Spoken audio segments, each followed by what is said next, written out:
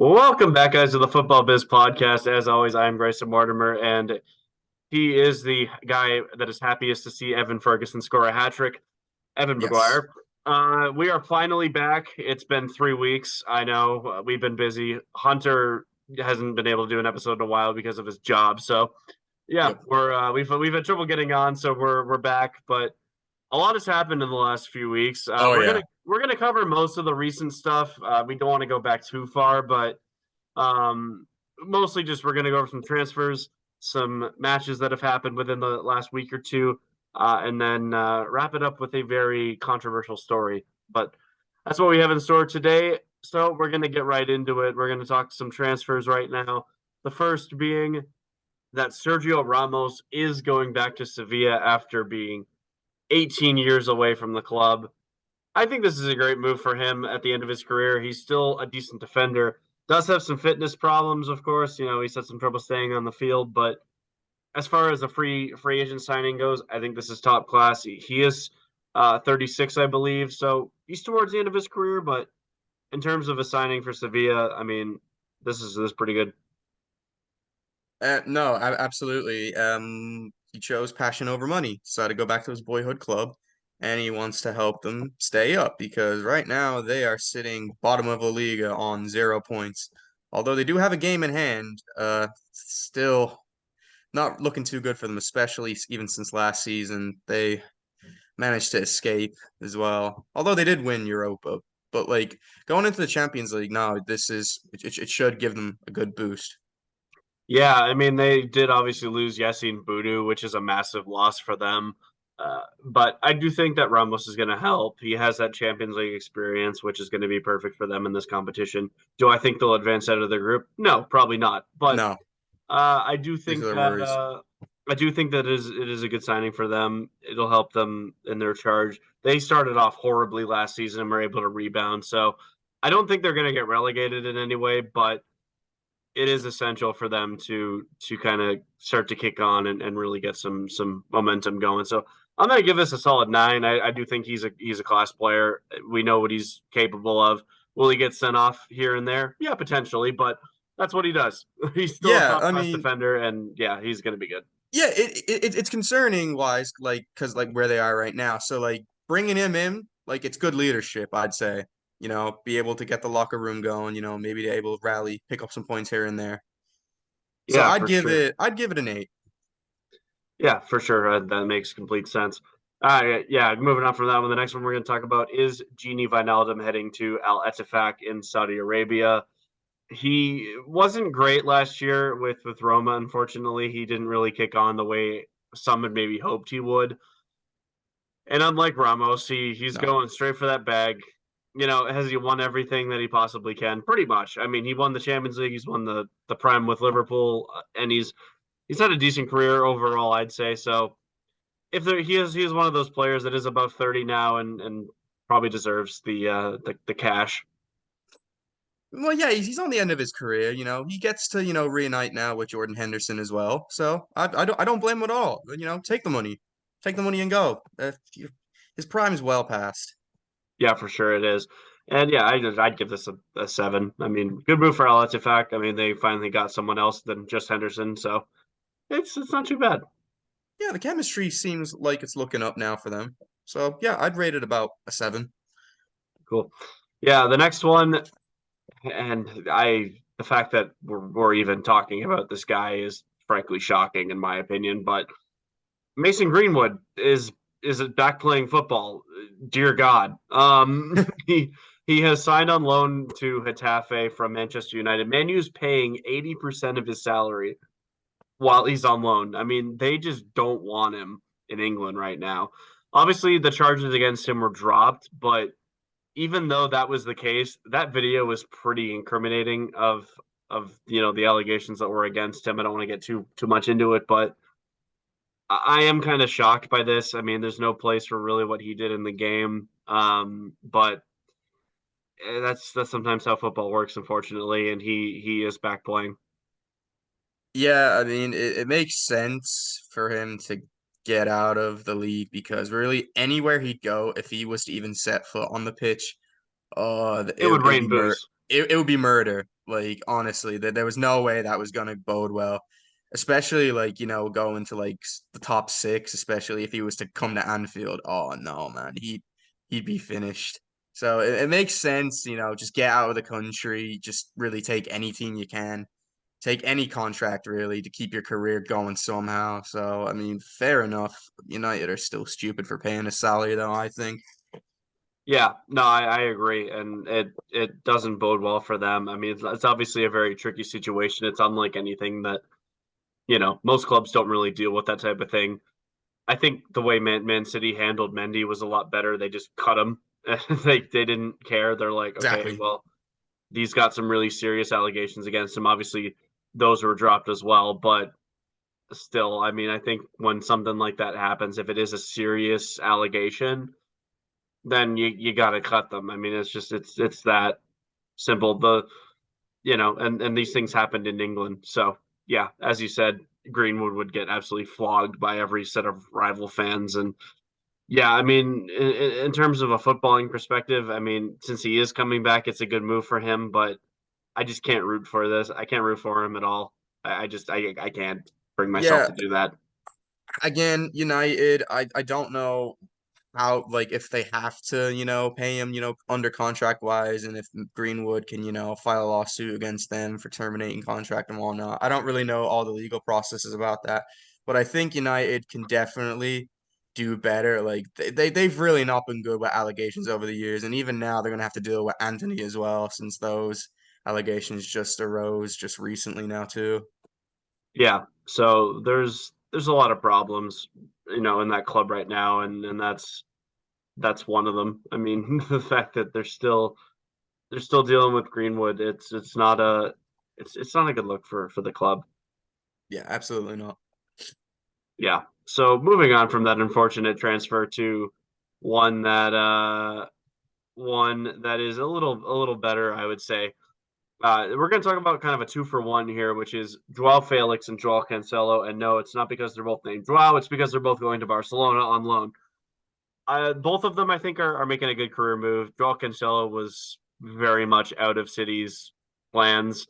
Kyle Walker has been the best right back in the league, in my opinion. He's been one of those guys for such a long time. And then left back, they've been able to work in Ake or Akanji Yeah, in that position, and they've both adapted much better to Pep's philosophy. Cancelo had a bit of an attitude problem last season. He obviously went on loan to Bayern Munich, didn't do the best there. I think this is a good move for Barcelona. They need an established right back. They don't really have one. I know they've used Sergio Roberto there in the past, and Dest isn't even on really in the team anymore. Um, so I do think that is a good move for him. Joao Felix, I mean, he's a flop for Atletico Madrid. He just is. It was a terrible signing to begin with.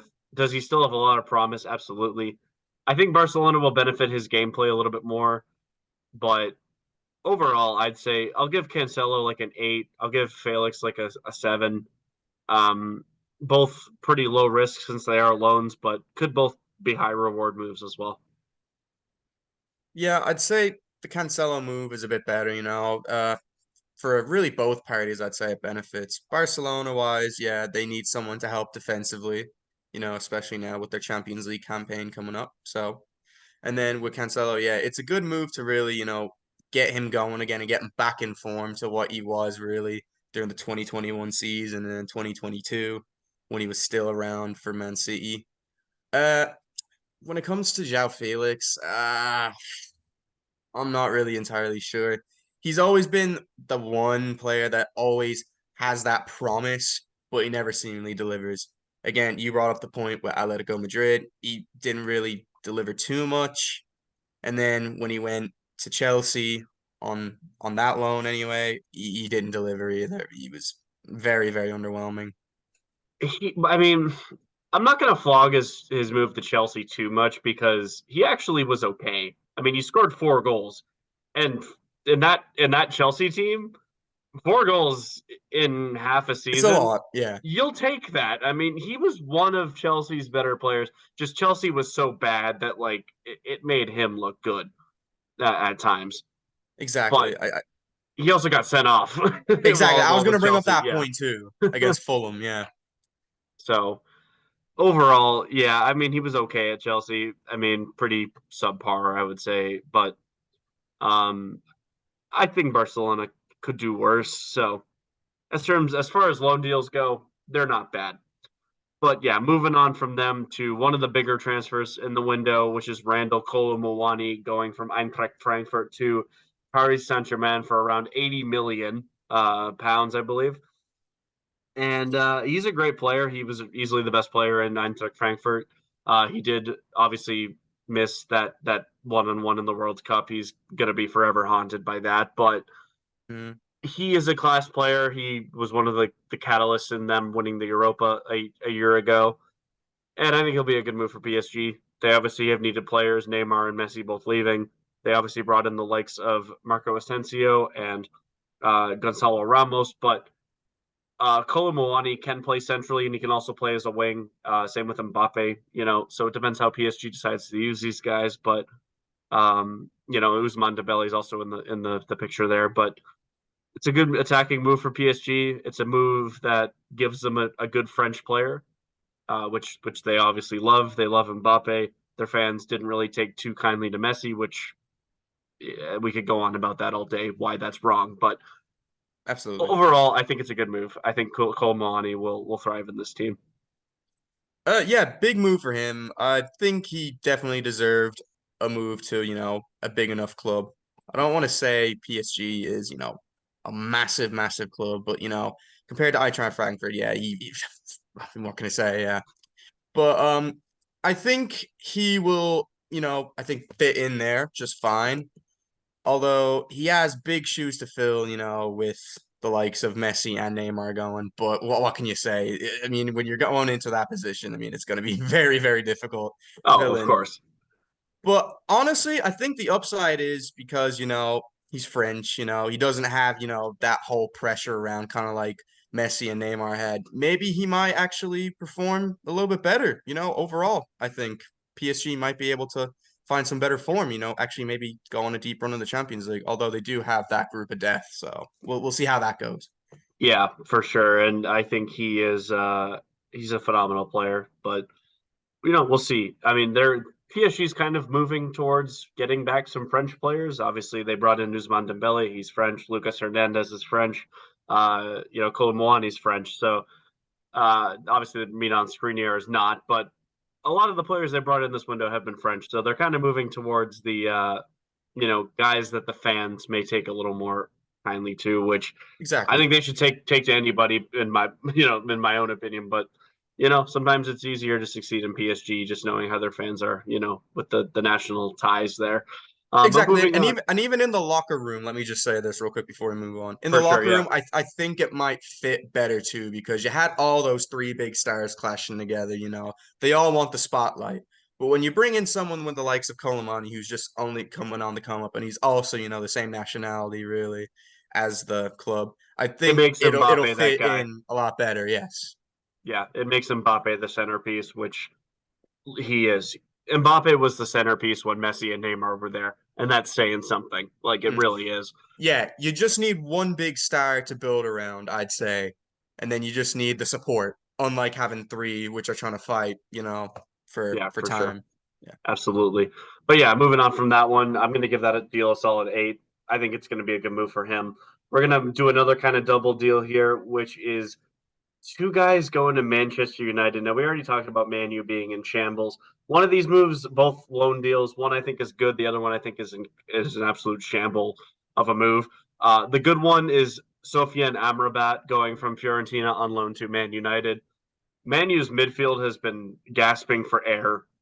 I mean, Casemiro helped them breathe a little bit better, but Amrabat's a guy that they've needed. They need an engine. Amrabat is absolutely an engine. That guy can run for the rest of the time. Like he's that good at just his fitness is insane. But they've needed a midfield engine. His passing is good. He was one of the catalysts in Morocco's World Cup team. One of the catalysts in bringing Fiorentina to the Europa Conference League final. He's a phenomenal player. I think this is a great loan move for him. I'm going to give it a 9. As for the other move, Sergio Reguilon, this move screams nothing but desperation. Obviously, they were linked with Cucurella, which I actually think Regulon is by and far the better player in this case. But in the absence of Luke Shaw and Tyrell Malacia, Regulon, is it the worst option? No. Are they still borrowing Spurs' garbage? Yes. Terrible move, in my opinion. I'm going to give it a 3. Let's see. So with the first move, Amrabat, I'd say, Man United definitely made a solid choice here picking him. Amrabat was also linked to Liverpool, so anytime really you get linked with him, you're obviously looking at a good player. So, being back to the point, yeah, United definitely could use someone on the defensive side and also someone that can help link up with Casemiro.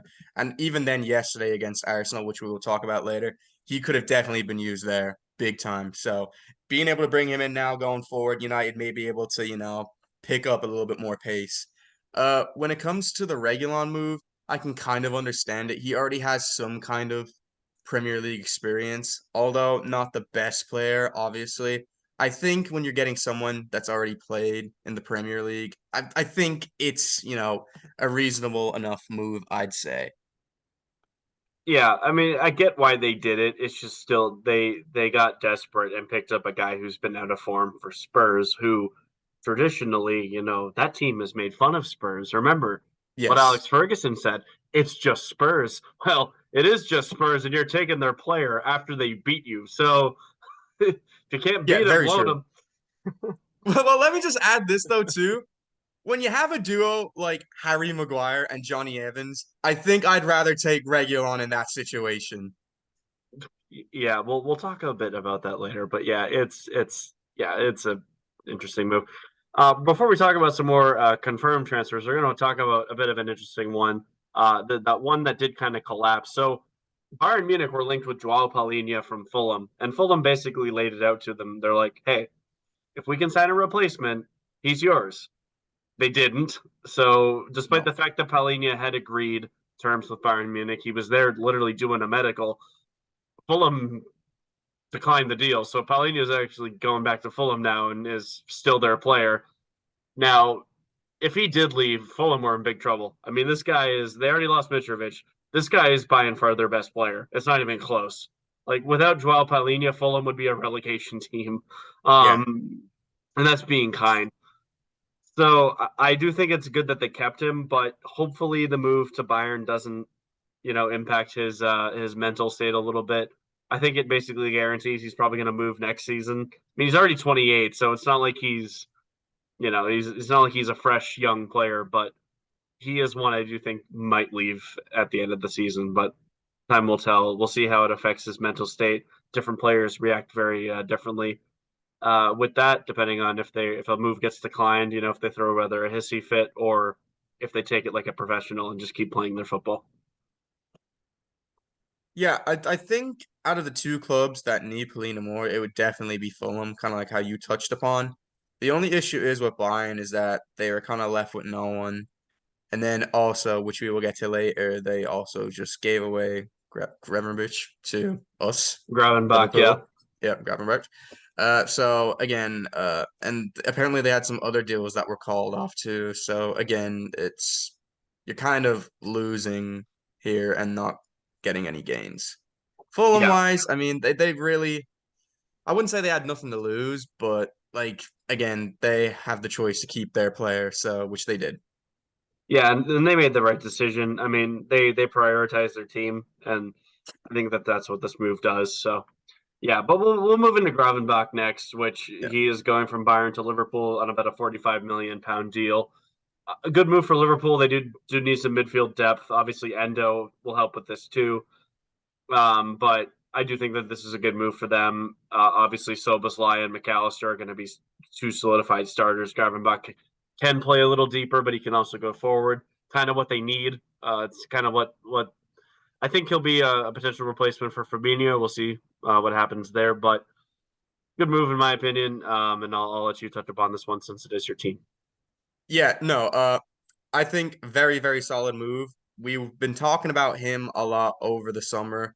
It's been on Klopp's list for quite a while now too, so he was able to get his man. And it looks like, he will be able to give us a bit of assistance in the midfield. as we had all those leave, the likes of Henderson, Fabinho, and then really we also brought in Endo. So it seems like we've been able to actually rebuild our midfield really in one transfer window for the most part. So overall, I'd say I'm very pleased with this. I'm looking forward to how he fits in.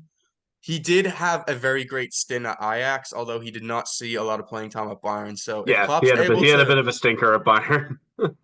yeah, but like I said though, if or like I'm gonna say now, if Klopp's able to get him back in his form, we should be able to have a good campaign overall. Because even then, looking at us right now in over 4 games, we're already starting to play reasonably well in the midfield, and like Klopp has not been able to get that much time with them overall yet. So seeing like already the current results, I think sky's the limit. Fair enough. Yeah, I think it is too. I mean, Szoboszlai is one of the best. He'll be one of the best signings of the window, in my opinion. He's been phenomenal. McAllister had a steady performance, like he kind of always does.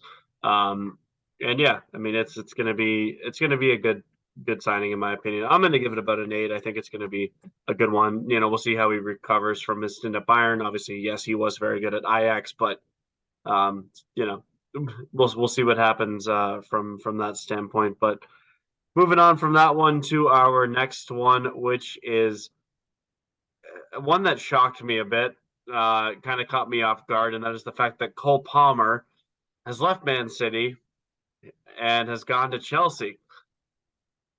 Cole, my guy, what are you doing? Do you want your career to die? Like you're going to the place where careers have died, young Yeah. careers too. Like, oh boy, but I get why Man City accepted the deal. I get why he accepted the deal. He wants to find first team football. I honestly don't know why he'd go to Chelsea for that anyway. Yeah, They've bought no so many way. players, but it was over 40 mil. That deal's too good for City, in my opinion. I mean, City had to take that. Uh, he's obviously shown signs of promise this season, scoring in the Super Copa final.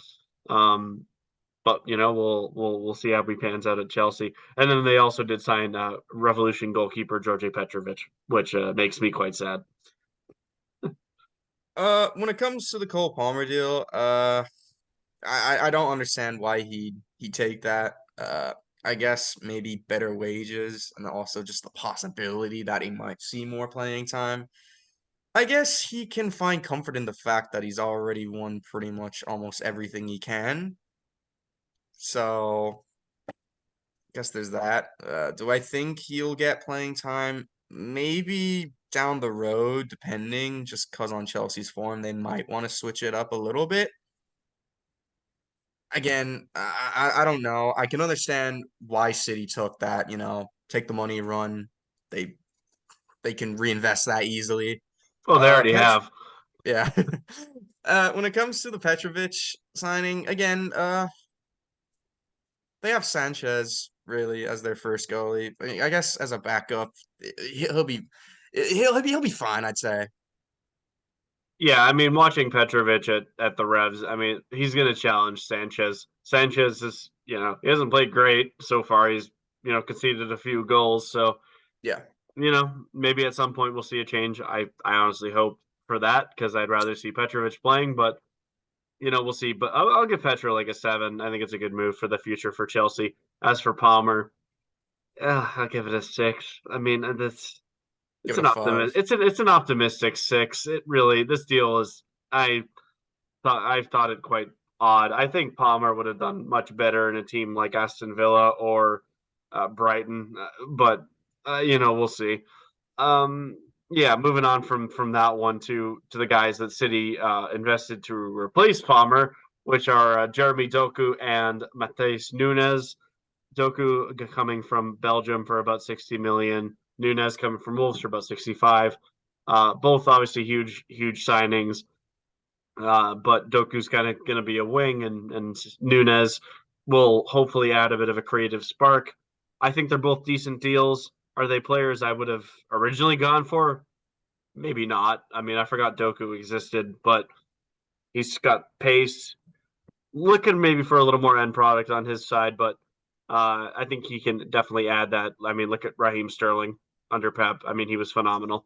Yeah. And then Nunez, I think he'll be a good player to kind of fill the void left by the creativity. When Bernardo Silva and Kevin De Bruyne can't play, he can. So both deals I think are good. I'll give both a solid 8. Yeah, this kind of came out of nowhere for me, really, but I think Nunez he should be able to slide on in, especially now with the absence of De Bruyne because of his injury, and then like you touched upon Silva, Gundogan as well being gone off to Barca. When it comes to Doku, it'll be interesting to see.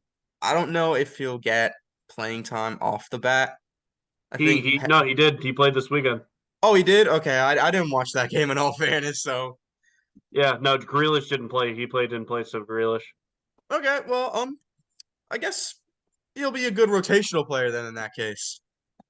Yeah, he's already got basically as much game time as Calvin Phillips last season. So I do definitely think it'll be a good, better move than that. So yeah. Anyways, we can move on from that one. The next one is Benjamin Pavard going from Bayern Munich to Inter Milan. I think it's a great move for Inter. They had a little bit of a defensive gap losing Skriniar, so I think Pavard can go in there, kind of take that position. He can play center back and right back. I don't think he'll play right back in Inter since Dumfries is still there. So I think he'll be more of a center back. They do like to play a back three. He can play alongside Bastoni and Acerbi. So I think it'll be a good move for him. As for Bayern Munich, they're going to have to find a right back from somewhere, whether it's converting a guy like Mazarawi or, even throwing Kimmich at right back or something like that. We'll see. But yeah, I mean, it's a good move for Inter. Leaves Bayern's defense a little vulnerable. I talked to Hunter about this movie; didn't seem super worried. So hopefully, it's one that pans out. I'm going to give it a solid 8. I think it's a great move for Inter. They get a World Cup winner on their team, and not for too bad of money either. So good move in my opinion.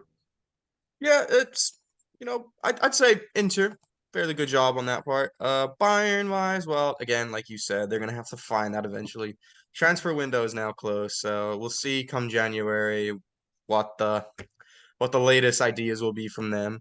Uh, he's still fairly young, I'd say. He's still only 27. He still has plenty of upside, I'd say, to bring to Inter. Yeah, for sure. And he's got a bit of experience, but he's not. He's kind of reaching that prime point of his career. So I think it's a good move for him and good move for Inter. Now the next move we're talking about is another loan deal. We've seen a lot of those this weekend, but this one's coming from Barcelona, which is quite odd because many of them are to Barcelona because their financial situation is that Yeah. of a 5-year-old. But Ansu Fati is going to Brighton. Now, if you told Whoa. me like 2 years ago if this would ever happen, I would have called you insane. I would have Yeah. been like, dude, Ansu Fati, he's the next Messi. He's taken Messi's jersey number. Like, Yeah. this guy's gonna be immense. Instead, he's like Usman Dembele 2.0. He can't stay on the field. He's always injured. He's still like really young. I think he's less than 20 at this point. Like, he's a young dude, but like Brighton, I mean, it shows the show of how far that team has come. But Ansu Fati has been loaned to Brighton, and the funniest part of this move is not even the fact that it's from Barcelona; it's the fact that he turned down Spurs to accept a move to Brighton. Like, Yeah. oh boy, No, this one's actually wild, but I actually dig it though. I think it benefits both clubs really, really well. I mean, it's only a loan deal. So if Ansu Fati performs well at Brighton, he's able to, come back to Barcelona and see what he has to offer for them. But for Brighton right now, they're on a good solid run right now, They could challenge for top four, maybe see Champions League football next season. Or even then, with the current campaign now in Europa League they can, definitely go on a deep run there and maybe even win it. So I think this is a great, great signing. The only thing is how the team will change up now and how they'll play him in because obviously you still have Solly March, Matoma, and João Pedro. So will he be a rotational player or will he be a sub? I think they'll start him off as a sub, but He's not displacing Matoma. We already know that.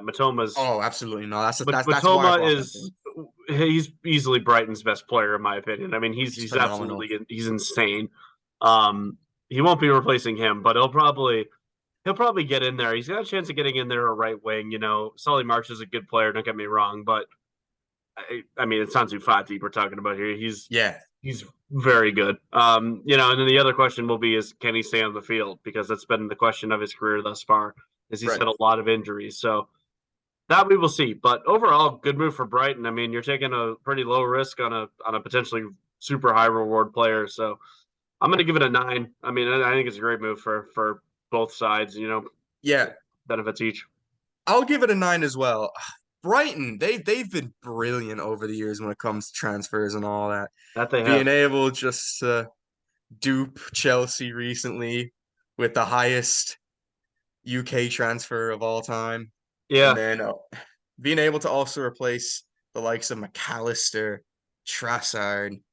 There's other names. You name They it. I they mean, signed a young guy from France too. I can't remember his name unfortunately, but he's like 21. He's already going to be the guy that kind of comes in and replaces Caicedo. So I mean, they keep doing it, and they have a lot of money at their disposal right now. I mean, they oh, haven't they're even unreal. invested. I mean, they haven't really invested a ton of the Caicedo money yet. So No, they haven't. That's the come, thing. They've been come January, unreal. they could add some guys. Yeah, like I said, and if they make top four this season and then even go on a deep run in the Europa League, they'll be on watch list for a lot of players wanting to come in. I'm Oh, telling for you, sure. th- th- I think they're doing a far better job than Newcastle. Like if I was a player and I had Oh, to easily. choose, yeah, I'd be choosing Brighton, to like get my career going and whatnot. Yeah, for And sure. to think they only got promoted in 2017 as well, like it's insane. Yeah. No, they've done really well with their management. De Zerbi is one of the best coaches in the league. I mean, Potter did decent at Brighton. I mean, he kept them Yeah, up. He was able to get, but De Zerbi has done. I mean, Potter got completely exposed at Chelsea. yeah, De Zerbi's come in and he's clearly a phenomenal tactician. I it's the mean, next level. he took a good team and just made it that much better. Kind of what Pep Skyrocketed them even more. he kind of did what Pep did with City, where City was already a great team. I mean, don't get me wrong, but then Pep just took them to just new heights, and that's what De Zerbi's doing for Brighton. When you're even also able to give Milner a good going as well and kind of revive his career, you're doing fairly well there. That's true. He's on track to potentially beat the all-time appearances record, so we'll see if he does. Yeah, But I think. yeah, But anyway, next up.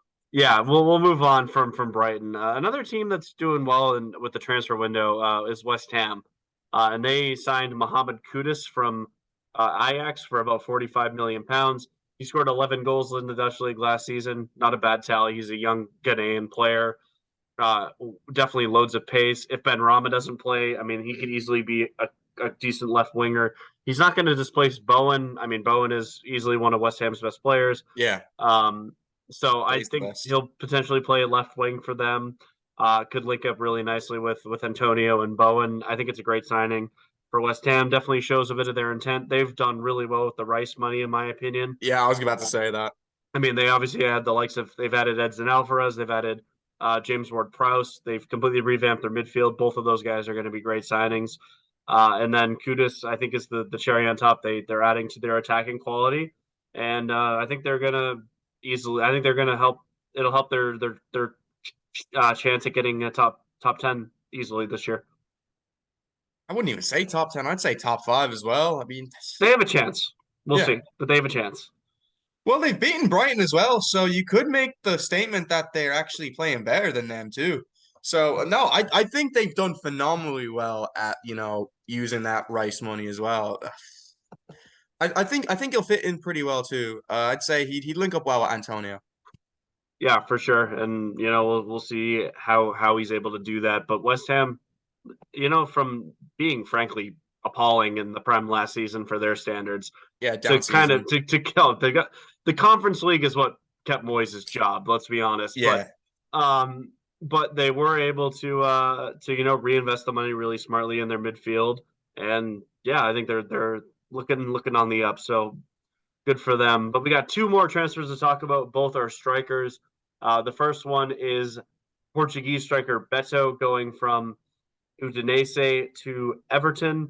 Now, if there's one thing we know about Everton, one, they've had a shocking start to the year. They've got one draw and three losses. Their offense just hadn't shown up until this weekend where they were able to tie Sheffield. But yeah, they need goals. They need to find goals from somewhere. Their striker before was Neil Maupay, who is about as effective as a dirty dish towel cleaning a counter. He's terrible. Like he's just awful. Neil Maupay is a horrible player, and he's got an attitude too. So he's also just Yeah. unlikable. But I think Beto will be a decent signing if Everton do stay up. This guy's going to have to perform. I mean, he's going to have to bang in at least 10, upwards of 15 even. He did score 10 goals in Serie A last year, so not a bad tally. You know, it's as a potentially promising guy. We'll see. Do I think he'll keep them up? I mean, at this point, Everton look like a surefire, like they're a dumpster Yeah. fire hitting for the championship. Let's be honest, but I do think that he'll help. But will he keep them up? That remains to be seen. I'll give it about a 6. You know, we'll see how he fares on during the season. Yeah, look, it's a cheap signing, only 25 million pounds, especially for a team that's still, trying to address, financial fair play stuff. Yep. So, no, being able to get rid of Maupay and then bring in Beto, I'd say it's a fair upgrade. I think he played reasonably well against Sheffield, even in that side right now. But honestly, I don't think he'll be there long unless he wants to stay in the championship, because I still think it's not going to be enough to keep up Everton. They have to go down this season. I've said it many times on this podcast, and I've told you this is the year they go down. Yeah, I mean, the one thing that I think Everton can at least look at and be like, okay, well maybe we have a chance is the fact that there are at least three other teams that also suck. I mean, the Wolves are bad, Sheffield United aren't good, and Luton Town are 0-4. So there's a potential chance that they manage to scrape out 17th again. One of those teams will, whether it be Luton, Everton, Sheffield, um, uh, or Wolves. But other than, I mean, that's the only reason that Everton are even potentially going to stay safe is the fact that those teams are also just down there fighting with them. Obviously, we're only 4 games in, but time will tell. Well, I have to add this though, is that they've already lost to Wolves at home and they drew to Sheffield away. So I don't know about that. And even then, I've watched a lot of Luton Town. I think they've played okay. They played fairly well against West Ham at home. So I'd say they'd have a good shout against Everton. Burnley wise, that would be the only one I question really. They have also been appalling so far this year, so we'll see. But we can talk a little bit more about the Prem in a sec. But we got one more transfer to go, which is Fowler and Balogun going from Arsenal to Monaco. If I'm an Arsenal fan, I'd be pissed. I don't understand why they would sell him right now. Obviously, they're getting 45 million pounds for him, which is a good deal. But I mean, this guy could have been your primary striker for the next 10 years. I mean, let's be honest. I mean, obviously they like Nketiah there as well. He's done pretty well so far for them, but I don't know. Just looking at the two, I find Balogun the better player. Balogun's got a better goals record. He's going to be starting for a national team. You can't say that about Nketiah. So, I mean, maybe it's a bit of a North American bias, but I think it's a good move for Balogun. I think it's a good move for Monaco, but I don't know if it's a good move for Arsenal. I'll give it for Monaco's sake. I'll give it a 9. I mean, they're getting a top striker who scored a bunch of goals in their league last year, so I think he's going to be great for them. But I think Arsenal might be kicking themselves over this one. Yeah, I think it'll come back to bite them. Like again, Gabriel Jesus coming off, bench. I mean, even Havertz wise, I should actually say, Havertz hasn't really performed that well so far. So I would have actually rather seen Balogun get a go in the Premier Leagues. But again, he's going back to France. He played very well with I believe it was Reims. He played with Reims, I think. Ream, yeah, I Reims. believe it I was can Ream. never pronounce some of the French teams, but he tied for fourth in the top scorers. So no, I think going back to France, I think it's good to get him back on the map and maybe then eventually see another big club want to sign him later down the road. So I don't really see a problem with him making this choice. As for Arsenal, no, this was not a good choice by them. Yeah, no, I agree. But yeah, that'll do it for our transfers this week. Obviously, there were a lot of those. So now we can finally move into talking about some matches. And there's some big ones that have happened over Yes. the last couple of weeks. We'll start with the Prem. We'll start with Man City. So they obviously won. They're 4-0 so far. We'll talk about their game against Fulham. They won 5-1. Erling Haaland obviously scores a hat trick. City have looked great so far, even with their squad rotation and their missing piece in Kevin De Bruyne. But they've been good. I mean, the one thing I do want to talk about though with this Fulham game is the second goal. The goal going into halftime. Nathan Ake gets a header. Manuel Akanji moves over the ball, clearly obstructing Burns Leno. Uh, the goal should have been called back. It just should have been called back. Like as a City fan, the goal should not have stood. I was shocked when it did. I've watched the New England Revolution get robbed on this twice this season on worse calls. Like, I mean, the Revs player wasn't even close to the ball, and they called obstruction. This was clear obstruction, and they didn't call it. So I can understand why Fulham were a bit upset. Erling Haaland agreed with me on this. Erling Haaland thought it was obstruction. Do I think it would have mattered in the long run? No, I think City still would have won this game, but it definitely hurts Fulham a bit that did happen. Yeah, I will say it might have killed the mood or the vibe that Fulham were going for because like beforehand, they were playing fairly well, but since that happened, they kind of just lost their mentality and fell apart. Although, be it, I would have given benefit of the doubt that City would have won that. I mean, Alan scored another hat trick, and he didn't have Kevin De Bruyne on the field. So, I mean, what can you say about that, really? That the guy is not completely relying on KDB, which is good to see. Mm, I mean, he's got 6 goals in 4 games without him.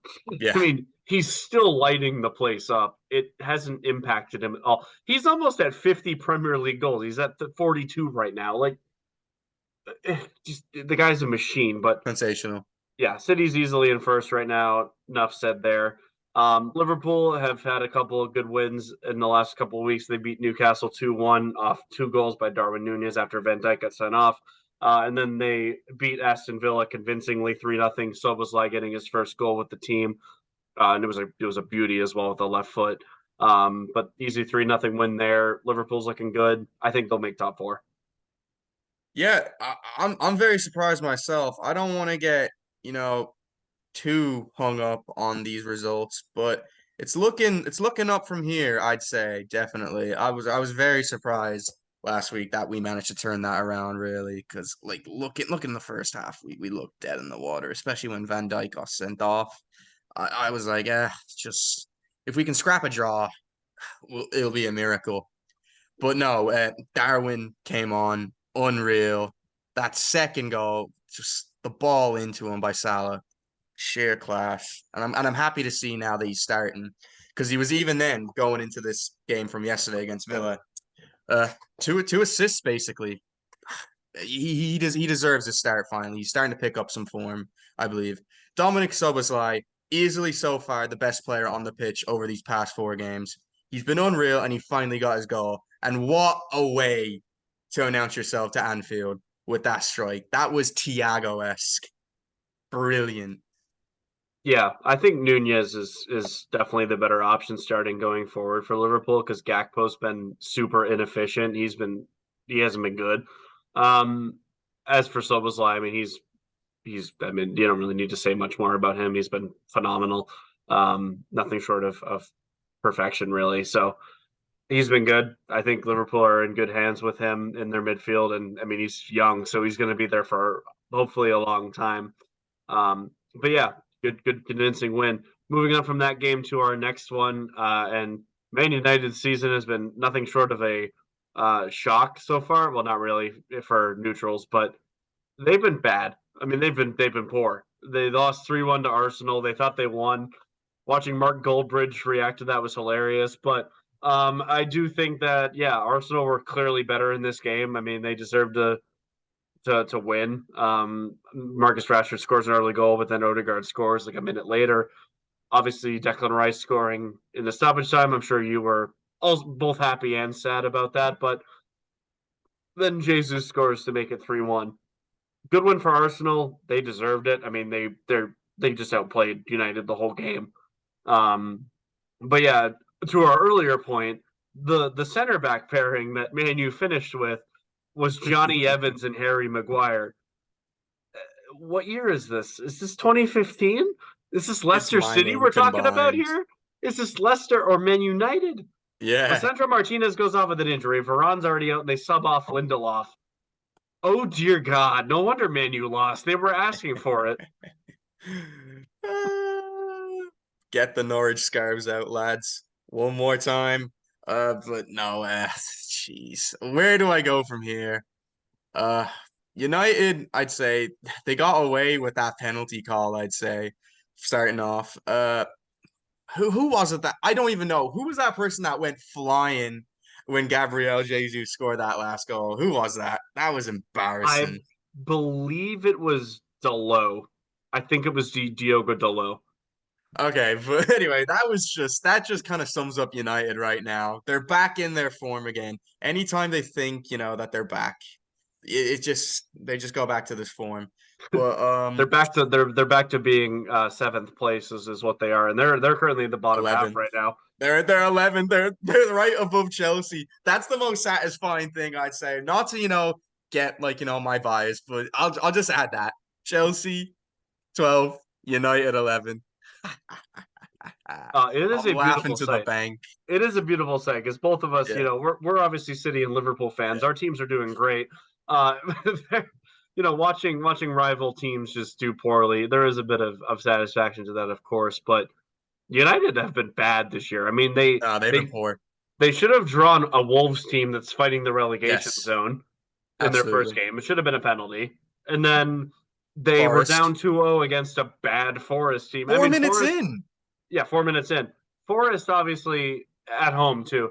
Forest obviously beat Chelsea, and we'll talk about that in a second. But they're not a great team. They sold their best player in Brendan Johnson to Tottenham. So A1E has been great. Alonga obviously scored a great goal against Chelsea, but Yes. I mean, Forest aren't a great. I mean, Man U struggling to beat them. I mean, wait, It's not looking good. I Brighton mean, next. the two teams that Man U have played that they've lost to have both been way better than them. Tottenham dominated them. I mean, it Yes. wasn't even close. Arsenal dominated them too. North London has been horrible to Man U, but both teams outplayed them. And yeah, they got Brighton next, so they're probably screwed there. I mean, especially if Martinez is out, that means if Varane and Martinez are out, that means one of Evans or Maguire are starting, and it's probably going to be Slabhead. So yeah, not a good day for Man U, but yeah, we'll see what happens to them. Again, I honestly never really got the hype around United, even last season. I did not think they were back. They had a good few games that they won. They had a little bit of form, but honestly, I wasn't very convinced. They always have like the slight peak that they have, and then it just goes back down. Like even over these past 4 seasons, again, going back to 2021, they all thought, oh, we're back, Liverpool is, back behind us again. And then you had 2022, where they had the lowest point tally that they've ever had in the Premier League. You had the 5-0, 4-0, so and so anyway. 7-0. Yeah, well, no, I'm getting to that. That was only this last season. I'm talking about 2022.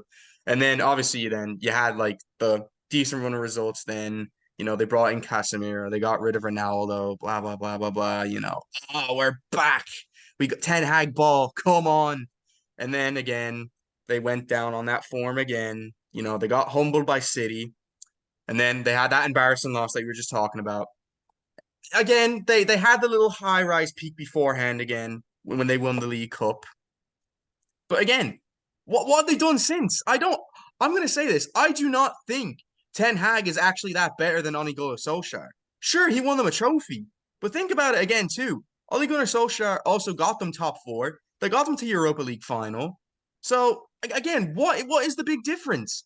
I don't understand. There's gonna have to be some serious changes, I think, when it comes to either what team starts, even looking at, getting rid of maybe Ten Hag.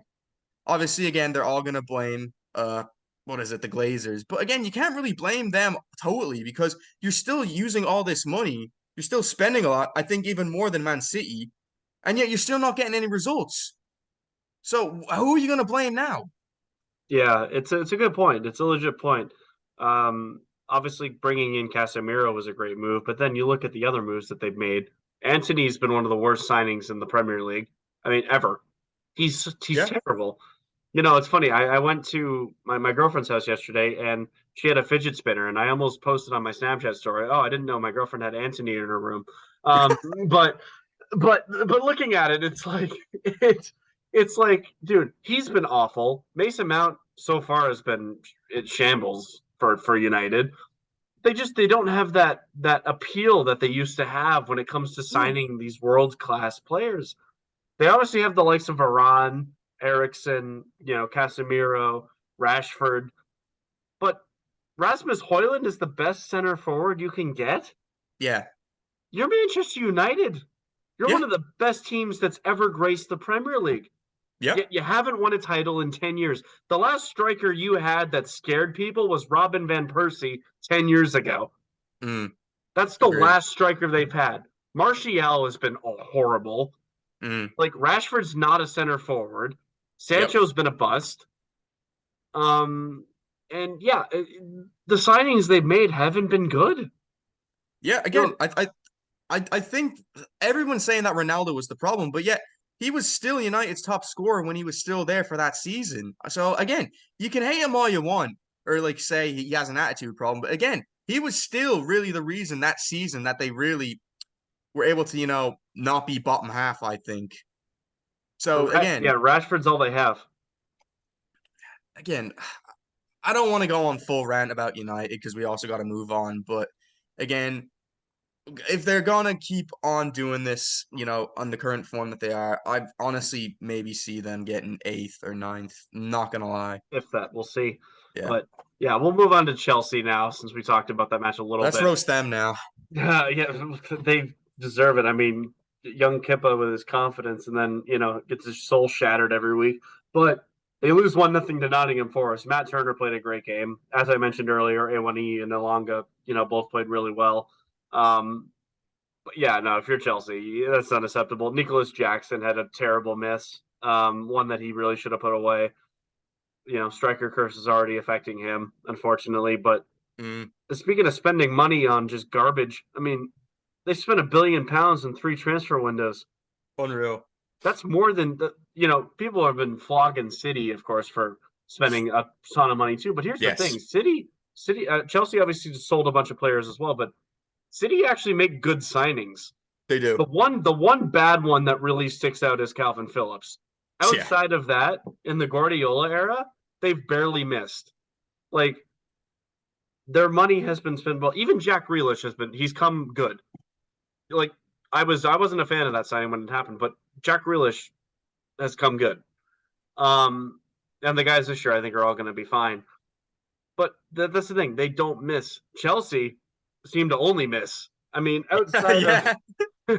I mean, Enzo Fernandez, you could say he's been good, but again, No, he hasn't been amazing. not worth the money at No, all. no, not even close.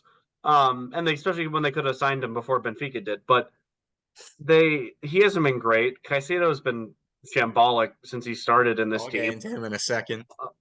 Um, the one good signing they've made was the guy that they didn't pay a single dime for, which is Thiago Silva. Yep. I mean, Only one left from really pretty much that Champions League winning team as well, I him, Reece believe. James, and Chilwell are the only three. But Yeah, like I was gonna say, there's only like a couple there. but when you think about it, it's like which mega Chelsea signing has been good? None. Like None. Mudryk? No. No. Like what is he at this point? 0020? Like, no. he's he's been awful. Fernandez hasn't been great. Cucurella was a bust. Like, Caicedo, the early signs are not good. Like, and they got Pochettino as a coach. It's not like their coach is bad. Like, they have a good Oh, coach. Spurs to a Champions League final. Yeah. And now look where Spurs are. Like, Yeah. they're playing great. Chelsea can't make a good signing. Where do I begin? Oh, I could rip them a new one. let me just say they love that 12th position spot. I guess it's just a love story between them now, really. I'm just Taylor Swift, again, anybody? but no, this just tells you spending money is not everything. It is not. Just look at other teams that we were talking about earlier with the likes of Brighton. Again, they've only been promoted since 2017. They've been able to, find young core players, bring them up, and then whenever a big club wants to come along and buy them, sell them off at a reasonable price, and then reload. You don't just load off money and say, yeah, here we go. This player looks all right. We'll take him. Take out the other player because it's not working right now. That's not how you build a team and build a culture. You don't do that. And again, when it comes to Caicedo, not worth the money at all. I was not really keen when Liverpool were looking to sign him. Again, he had one solid season, I believe. If he would have signed with Liverpool, I would have been like, fair enough. Jurgen Klopp will find a way to, somehow develop him, take him to the next level. Also with the duo that he would have had with McAllister there, the Brighton duo. But really, the fact that he didn't want us, oh well, off you go. Suffer with Chelsea, I'd say.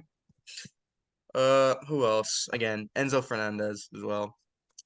Not worth the money either, in my opinion. Apparently, I saw a post on Twitter or whatever from one of the big soccer things talking about most expensive midfield duo there is. Jeez, Yeah, they've been horrible so far. I mean, my goodness. but if you want to be taken seriously as a club, you can't lose at home 1-0 to Nottingham Forest. You just can't do Yeah, it. embarrassing that I watched that game. That's a team you should beat. It's a team you should beat. You have no excuse not to beat them. I Hmm get that there's some talent in that team. Don't get me wrong, but it's a team I predicted in the relegation zone. I think I I had. I saw them staying up again, but Well, they're not going to get top half. I'd be shocked if they did. I don't think they're going to get top 15. They're going to be in that battle, but they're going to be the team that's probably safe. Early signs anyway. But I I think they can get 12th, ideally. no, Chelsea's going to get 12th. I was gonna say, well, then again, Chelsea's in love with 12th, but honestly, I could see them being worse. So far, I think they've actually been worse than last season. Yeah. I mean, they haven't been great again, so we shall see. But going from a London team that's been poor to one that's been actually pretty good, Tottenham.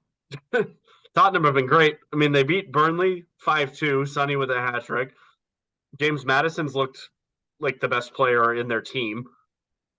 What a signing. And yeah, they beat Bournemouth as well. Bournemouth is a very ambitious team. Yeah, So Tottenham, I mean, they beat Man U. Tottenham's looking great. I mean, Ange Postecoglou, I think so far the early signs say that I'm surprised he's he's been beating the great. odds. Well, my thing with Tottenham is they've done really well when they have no name coaches. Like when they got Pochettino from Southampton, Don't call. he wasn't no. When Tottenham hired him from Southampton, he was not a big name. Tottenham is what made him a big name. Mm. So, Ange is kind of the same thing. Did he do great with Celtic? Yes. Want them to Was he travel. was he a big known commodity? No. Okay, fair enough. Yeah, but yeah. but but compare those guys with, who obviously trophyless, but they've had success with Tottenham. Compare them with how Jose Mourinho and Antonio Conte did. Big name coaches, guys that were already well established, both failed. Both failed. Obviously, Mourinho probably should have been kept on an extra week. He did bring them to a cup final, but that was it. Like they failed. They did not. They didn't do well at Tottenham. So Ange is, I think, in my opinion, going to be a great hire. And maybe he'll be that guy. Obviously, they're already out of the League's Cup because Tottenham, but maybe he'll be that guy to challenge for the top four or challenge for the FA Cup. We shall see. Yeah, no, I want to say, I think Harry Kane leaving, I think that actually benefits Tottenham. I think Son Heung-min now gets the spotlight entirely, He just scored a hat trick. Pretty good one too, because I caught the highlights. No, Madison also then with the link up. I think he's been one of the top signings, I think, from any Premier League club so far. Yeah, I just threw him in my FPL team. I had to. I was like, I took a big loss on him too. I switched out Michael Elise for him. So you know, but I know Matters is going to be worth it. I mean, Mm. he's been phenomenal for them. And yeah, I mean, does Kane losing Kane hurt? Yeah, it does. But I mean, they signed Mickey Van de Ven. He looks really good so far in defense. With he's linking up really nicely with Romero. And then they also reinvested some of that money in their attack. Yeah, let me just add. I think Postacoglu he's finally finding, I think, the team that Tottenham can use to finally succeed. Again, benching Richarlison, uh, class, best thing he's done, I think, best thing by far. Let me just say, just World Cup merchant, pigeon. He's not good, and that's not even me being biased. No, Although, he's because terrible. I have seen him in his Everton days, he thinks he's him by just scoring one goal and then he silences the cop. Like, no, just give it away. Stop. But I think also, finding form now with Sar and that Basuma combination, that's been very good. And also, let me Phenomenal. just say, Vicario, he's been, I think, one of the best keepers so far over the course of 4 games now in this new season. And that's a big feat, especially trying to fill in the boots of Hugo Lloris as well. Let me just say, because that's not easy either. No, it isn't. But I will say that Lloris last season, yikes. He had a down season. Yeah, he did, and he's still at Tottenham, but Vicario's got to be the starter moving forward. Yes. Um, Move on. Turn a and page. yeah, like Lloris is good, but he kind of falls into the same category that De Gea does. Great shot stopper, like can make the world class saves. Terrible with his feet. Not a good keeper with his feet, not even slightly. Vicario, like excellent pickup, one of the smartest buys this season. Spurs have made some very smart buys. Romero Van, too. yeah, like Van de Ven has been phenomenal so Yeah. far. I mean, him and Romero, that's a good center back duo. But yeah, I mean, Spurs, the sky's the limit for them. Yeah, no, I was gonna say about Romero. He's also been standing out to me too. He has two worldy goals. The first coming against Brentford, brilliant, and then also the one against Burnley too. He's good. I'm trying to put words together to describe him. He's very good defensively, but then when he needs to push up forward and just like watch, being able to like see like when the ball's gonna come to him and just be able to take his opportunity. He's been fantastic. Yeah, and he's a great player. But the nice thing is he's able to push up because Van de Ven is one of the fastest center backs in the league. He tops out at about 22 kilometers an hour, which is pretty good. So yeah, I mean that's all we really need to say about Spurs. We're going to talk a Give little him the bit more about flowers. Brighton quickly. They did beat Newcastle and West Ham. They lost to West Ham, but they did beat Newcastle. An Irish boy wonder, 18 years old, Evan Ferguson does score a hat trick at 18, which is insane. I mean, that's pretty impressive for the young guy. But yeah, Future is Irish. The he'll future is Irish. yeah, he's right now. I would say, oh yeah, have, but I mean, he's 18. He's gonna be good.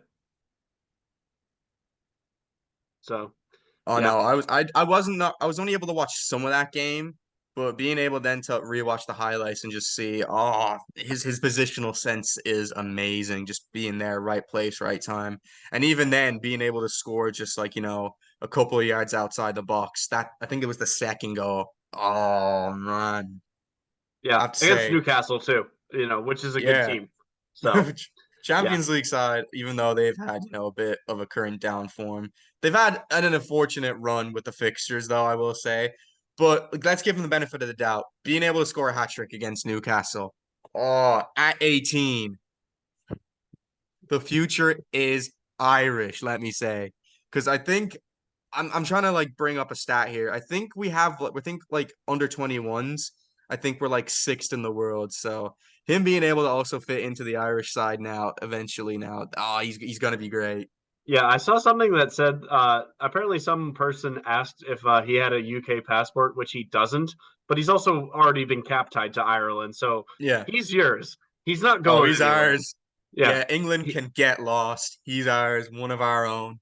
yeah, and he's actually born there too, so he's full Irish, so you don't have to worry about England coming to try to poach him. Um, you know, how you're feeling now is how I feel about Alfonso Davies, so it's all good. But yeah, moving on from the Prem, we already talked about Everton, so that we don't really need to mention them anymore. But going to La Liga, we're going to talk about Madrid and Barcelona just real quick. Madrid did win over Getafe on a late Jude Bellingham goal. He's got 5 goals in 4 games, which is about as good of a start as you could ask for from a midfielder. I mean, he's been class. He's been Madrid's best player. And yeah, they look decent so far. Barcelona have drawn twice this season so far, but they did beat Osasuna this weekend 2-1 on a late Robert Lewandowski goal. Yeah, I don't know where to stand with Barcelona right now. Again, I mean, they're still only 2 off of Real Madrid right now. They're sitting in third. Again, they have the Champions League coming up. They should be able to prove themselves a bit more. And then also, like we talked about with João Felix and Cancelo coming in, maybe then they'll be able to stop conceding some goals. Again, when it comes to Real Madrid, Jude Bellingham, I'd say so far been the best signing out of any club so far in any league. You know, that late minute winner. I don't know how many goals he has now in so many games, but I know Five, it's five, and four.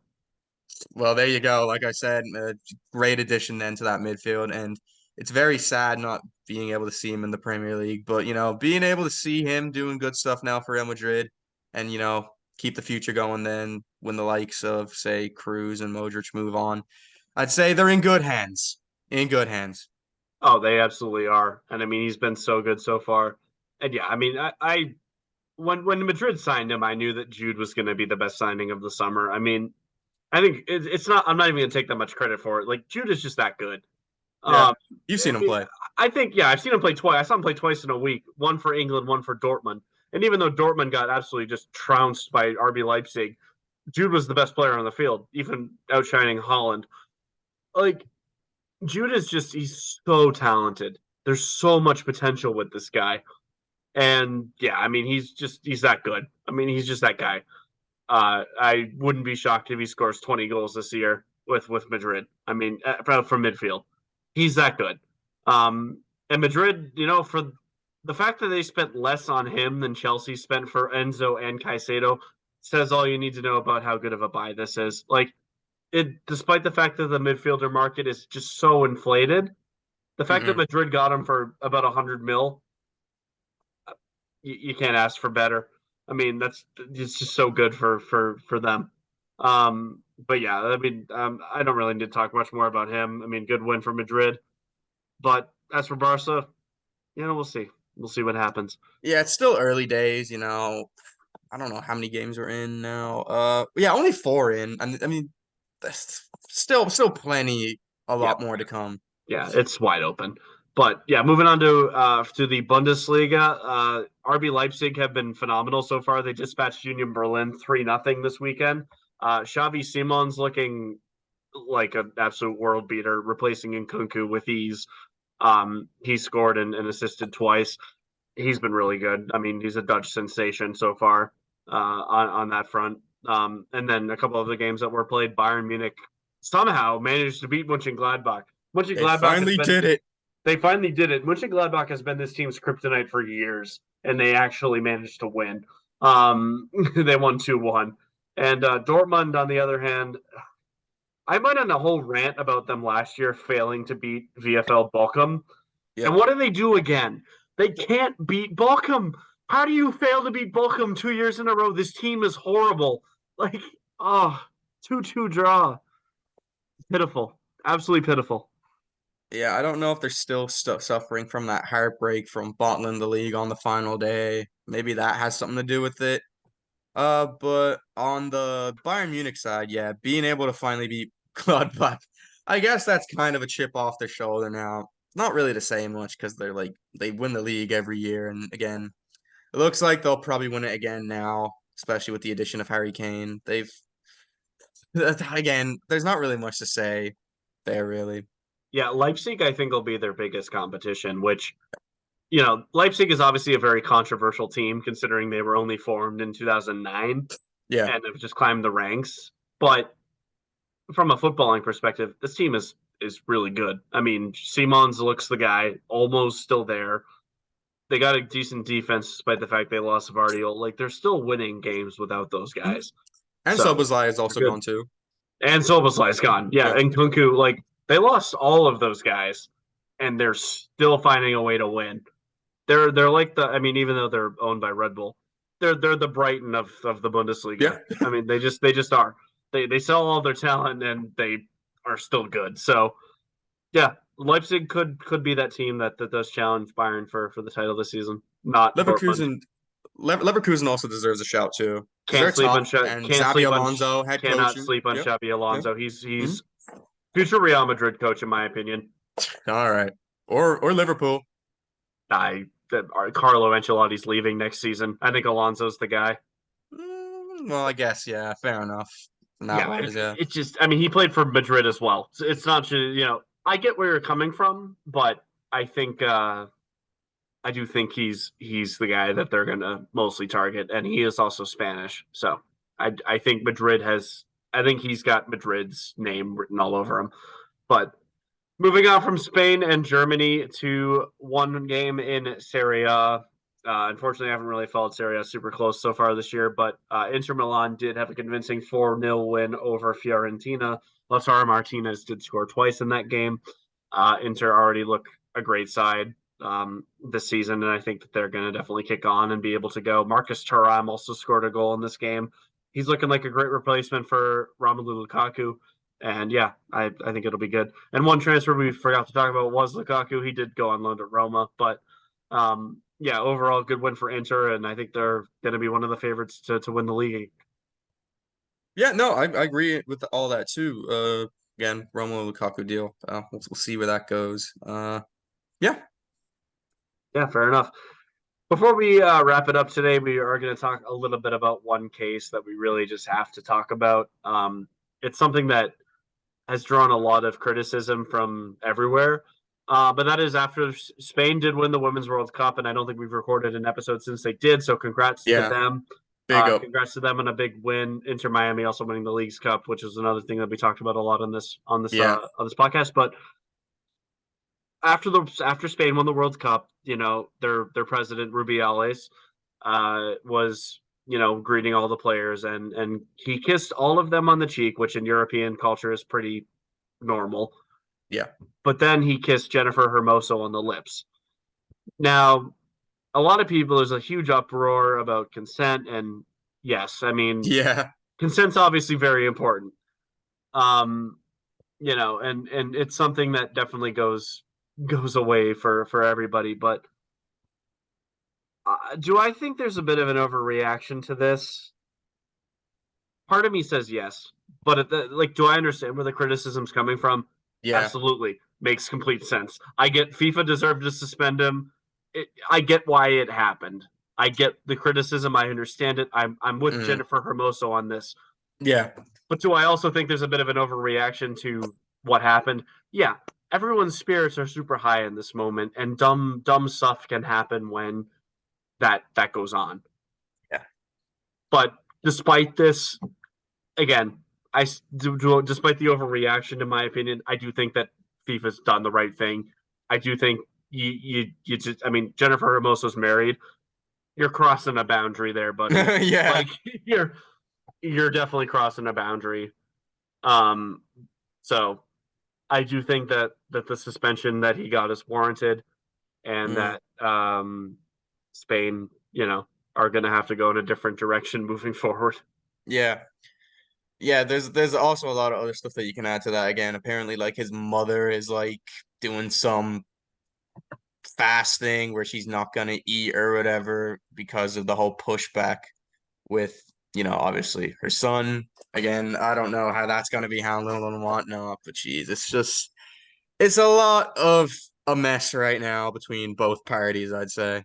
Uh Again, you can kind of understand heat of the moment. He's excited, his team won, his country won. So but again, there's a bit of stuff where you're gonna have to just hold back and just be like, yeah, no, let's not do that. Yeah, like kissing the players on the cheek is fine because again, in Europe that is very common to greet Mhm. somebody by kissing them on the cheeks. Like men, women, everyone else. Like it's common. I did it in Italy when I was there, and I was like Yeah, completely it's thrown off culture. by Yeah. it. But it's common. It is super common when you go there. But on the lips is different. Yeah, that's just So like whoa. yeah, it's not a good look. And there were conflicting reports about whether or not she was okay with it. Some original party said that she was, and I actually was like, okay, cool. But then it came out that she wasn't, and I was like, okay, well, I stand with the player in this case then, because if the player, Probably her if spouse is not satisfied, I'm oh, assuming. Yeah. obviously not, but Mm. um, I stand wherever I like my opinion with this is wherever Jennifer Hermoso's opinion is, because if she was okay with it, then I'm okay with it. But if she's not, then I'm not. And from her own thing, from her own admission, she said that she wasn't. So naturally, I'm with the player. Yeah, I mean, again, when you said that initially it came out that she was okay with it, personally, maybe herself, she was fine with it, but then when her spouse probably pushed back, maybe then, yeah, I guess she can probably Yeah, obviously stand with them on that point. But no, it's I can understand both ways really again, because like in the heat of the moment, you get excited and all that. Again, I've seen it before with men as well. Like I remember the 2005 Champions League final when Dudek made that crazy save in the final minutes. I can't remember who kissed him, I think, kind of on the cheek or whatever so hard. I think it was Smicer again. I was very young at the time, but again, it happens. Hell, even yeah, then I remember as well, I think it was Gary Neville and Paul Scholes. I remember that photo as well. He was just yeah. kissing him too. But again, So it, it's a hard one to say, really. yeah, like again, do I think that everyone has overreacted to this for what it is? Yes, but I also understand and support the player. I support Jennifer Hermoso on this, and I do think that Rubiales should step down. I do think it's a legitimate case for that, but I think the whole panic, surrounding it, I think it was blown up a little bit, which some things like this can be. And but that being said, despite that, uh, yeah, Rubiales needs to leave, and I stand with the players that also say that basically to him, they're like, yeah, we're not playing as long as this guy's here. And fair enough. Like, that's understandable. So hopefully FIFA does this the right way. Hopefully the Spanish FA does the right thing and just removes him because, yeah, I mean, he crossed a line and in the end of the day, he messed up. Yeah, he did. He did. Yeah. That's all we really need to say about that. But overall, good to be back. We're happy to make an episode again. We talked about a lot of transfers, Premier League, as well as delving into a couple of other leagues, and then wrapping it up with the Rubiales story. We're gonna do a Champions League prediction soon, hopefully within the week. But that is what we have planned for Yep. the next episode. And as always, I am Grayson Mortimer. And I'm Evan McGuire. We'll see you next time.